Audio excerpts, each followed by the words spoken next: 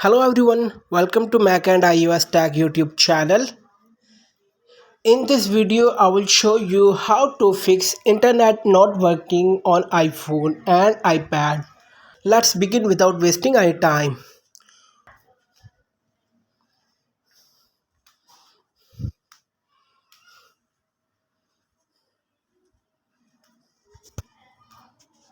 Guys, as you can see that I'm trying to run internet in many applications, but internet is not working. As you can see, the Wi-Fi is connected to my iPhone, but internet is not working. Let's fix this issue.